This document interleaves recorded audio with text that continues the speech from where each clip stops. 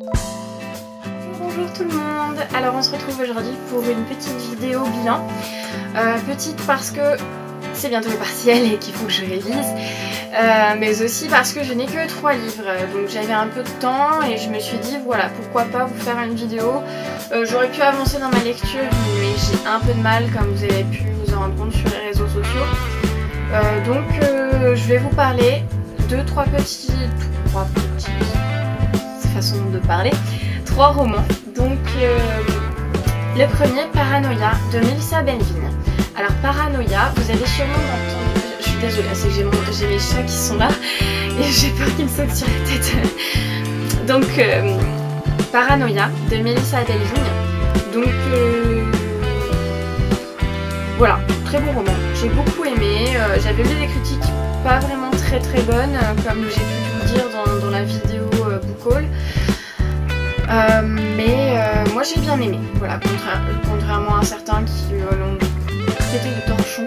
Alors ça je trouve ça un peu fort, mais bon, ce n'est que mon avis. Je ne suis qu'une petite chroniqueuse littéraire, voilà, je n'ai pas grande connaissance de l'art littéraire, mais c'est un bon roman, voilà.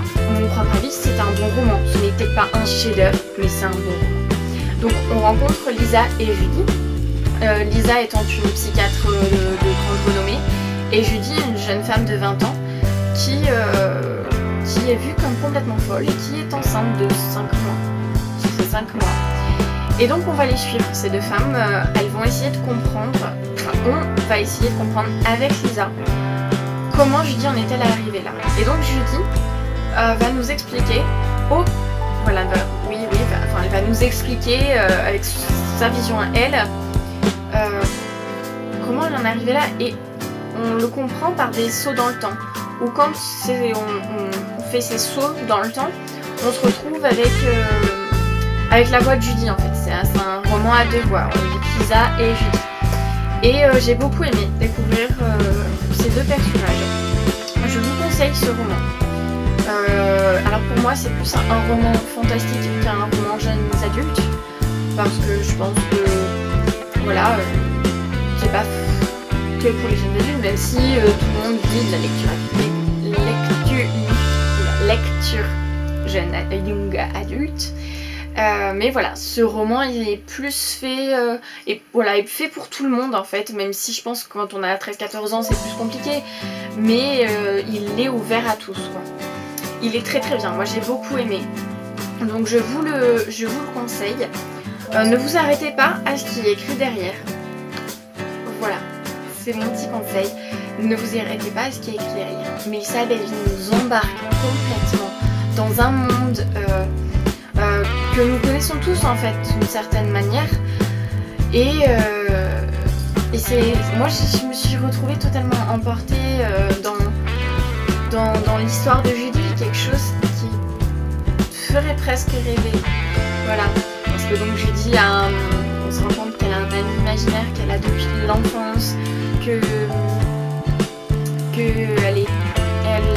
connaît et elle le déteste parce qu'elle voudrait qu'il disparaisse, mais elle a 20 ans et il est toujours là, et on va essayer de comprendre un peu comment ça se fait qu'elle est partie de l'idée de sa petite vie tranquille, un peu seule parce que tout le monde la croit folle, à se retrouver enceinte dans un asile.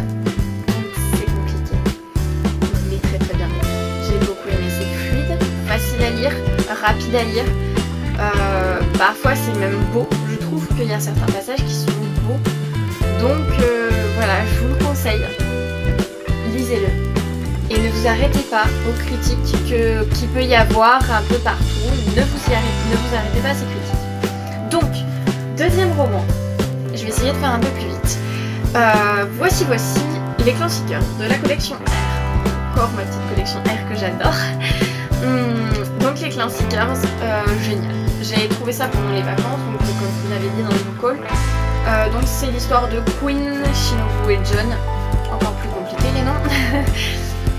On retrouve donc ces 3 personnages donc, qui sont en Écosse.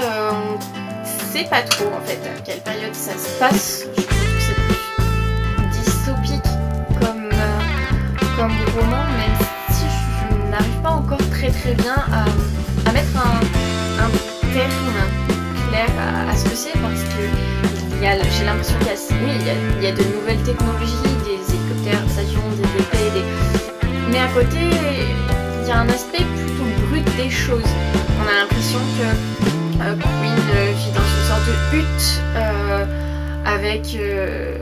Enfin moi c'est l'impression que j'ai eue, plutôt terre à terre, sans électricité plutôt.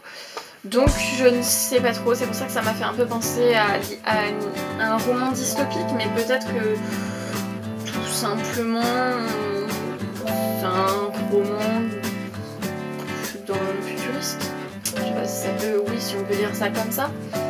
Alors j'ai bien aimé découvrir les personnages, et c'est marrant parce que contrairement à certains romans où on peut s'attendre que telle ou telle personne vont finir ensemble et tout, là direct on commence le roman avec un couple, donc on s'attache à eux forcément, on a envie qu'ils restent ensemble, puis les choses évoluent et notre avis évolue, pas trop vous en dire, j'ai pas envie de vous spoiler. Voilà, puis il y a une période d'un trou de 1 an et demi que j'ai pas forcément apprécié. Moi c'est plus simple, c'est vrai, ça permet de laisser du temps aux choses, surtout que nous sommes directement dans l'action dans ce roman, je veux dire dès les premières pages on ne s'ennuie pas. Donc voilà, à part ce petit passage là, c'est un très bon roman.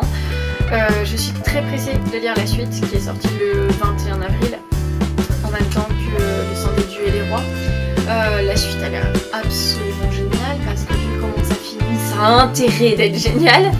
Et ce qui est sympa, je ne sais pas quand est-ce que ça va être fait, c'est qu'apparemment ça va bientôt être adapté au cinéma par Sony Pictures. J'ai un accent génial. Donc voilà, très bon roman, vivement la suite. Ensuite, pour finir, je sais que beaucoup en ont entendu parler. Nous, les menteurs. Ce roman est une tuerie, c'est une pépite de la jeunesse, de la littérature jeunesse. C'est merveilleux, c'est enthousiasmant, c'est poétique, c'est fou, c'est génial. J'ai adoré. J'ai mon frère qui fait l'idiot à côté. Je suis désolée, aujourd'hui c'est une catastrophe.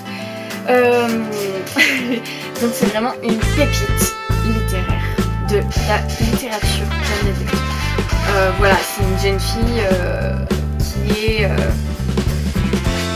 qui est un peu perdue. Elle nous raconte ses étés jusqu'à l'été 15 où elle est. Et donc c'est une jeune fille d'une famille très riche. Ils ont une île privée. Ça serait vraiment génial si je pouvais avoir ça. Où tous se retrouvent. On voit qu'il y a plein de tensions et puis elle tombe amoureuse.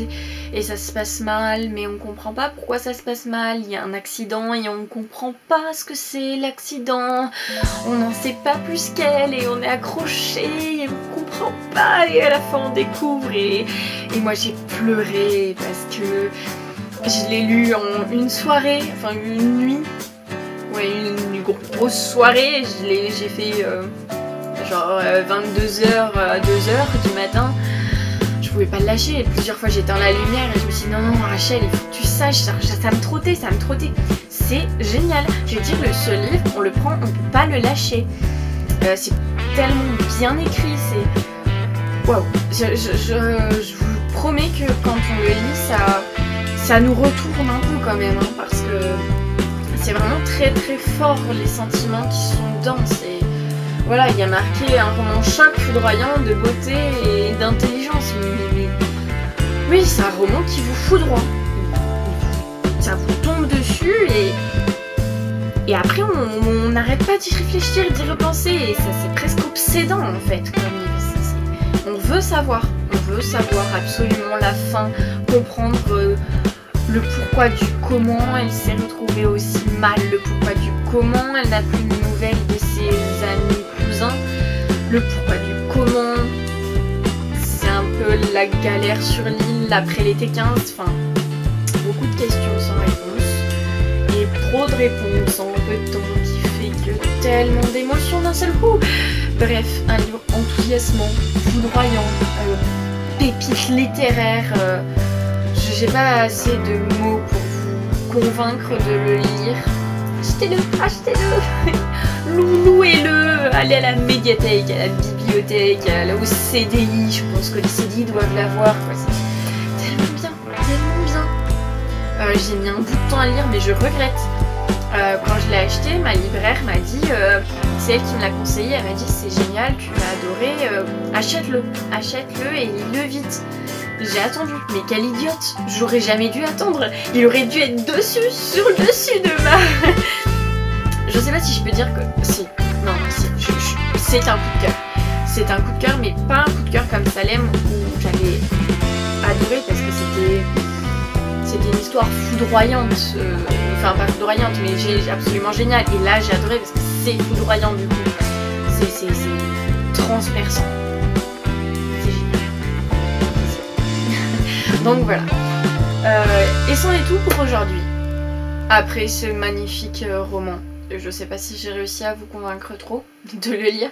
En tout cas, la chronique devrait arriver le mardi 3 mai. Oui, c'est ça. La chronique devrait arriver donc le mardi 3 mai. En même temps que les Classiqueurs. Pendant la semaine en tout cas, ça va dépendre parce que c'est les partiels et que c'est un peu compliqué. En tout cas, je vous souhaite une très bonne journée. Merci d'avoir regardé la vidéo jusqu'au bout. J'espère que je suis pas trop ennuyante et que je vous perds pas dans mes délires. Je sais, je pars trop loin.